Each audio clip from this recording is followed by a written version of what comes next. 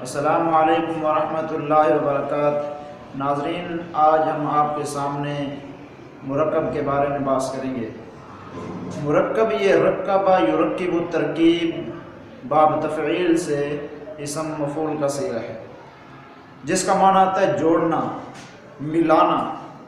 مفرد اصطلاح میں وہ کلمہ، وہ لفظ جو دو یا دو سے زیادہ کلموں سے مل کر بنے، اس کو مرکب کہتے ہیں۔ جیسے رسول اللہ، محمد الرسول اللہ۔ اب رسول اللہ یہ دو کلموں سے مل کر بنا ہے، اور محمد الرسول اللہ یہ دو سے زیادہ کلموں سے مل کر بنا ہے۔ مرکب کی دو قسمیں ہیں، مرکب مفید اور مرکب غیر مفید۔ مرکب مفید آپ لفظوں سے بھی اس کو سمجھ سکتے ہیں کہ جو فائدہ مند ہو۔ مرکب مفید کی اصطلاح میں تعریف یہ ہے کہ وہ مرکب جب کہنے والا بات کہہ چکا ہو تو سننے والے کو کسی چیز کی خبر معلوم ہو، یعنی اس بات سے سننے والے کو فائدہ حاصل ہو، اس کو مرکب مفید کہتے ہیں۔ اور مرکب مفید کو مرکب تام بھی کہتے ہیں، مرکب اسنادی بھی کہتے ہیں، جملہ بھی کہتے ہیں اور کلام بھی کہتے ہیں۔ مرکب مفید کو جملہ اور کلام کہتے ہیں۔ اب یہ جملہ اور کلام یہ مرکب مفید کی ہی دو نام ہیں۔ مرکب مفید میں اب یہ جو جملہ اور کلام ہے، اس میں عموماً فرق نہیں کیا جاتا، لیکن بعض نحوی جملے اور کلام میں فرق کرتے ہیں۔ جملے اور کلام میں فرق کس طرح کرتے ہیں کہ یہ جو جملہ ہے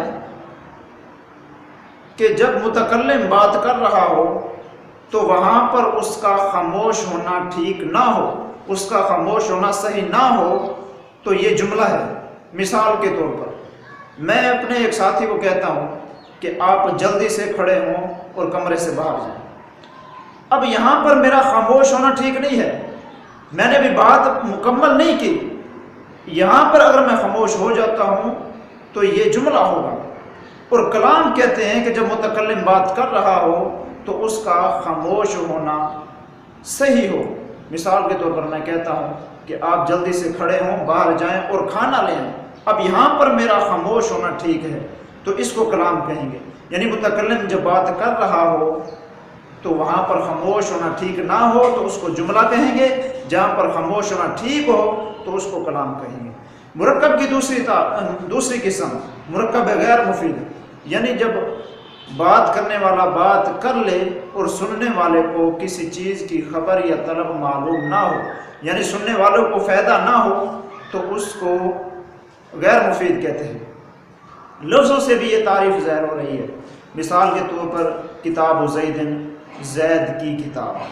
اب یہ مرکب غیر مفید ہے، ہمیں مکمل فائدہ نہیں ہو رہا اس کلام سے کہ زید کی کتاب، زید کی کتاب کیا ہے۔ جب ہم ایک مکمل مستقل جملہ بنائیں گے کہ ھذا کتاب زید، یہ زید کی کتاب ہے، تو اس وقت یہ مرکب مفید والی شکل اختیار کر لے گا، یعنی بات سننے والے کو سمجھ آ جائے گی۔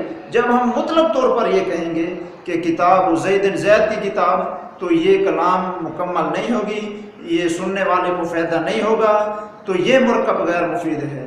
تو اگلے لیکچر میں ہم انشاءاللہ مرکب مفید یعنی جملے کی قسمیں بیان کریں گے، ہمارے ساتھ رہیے۔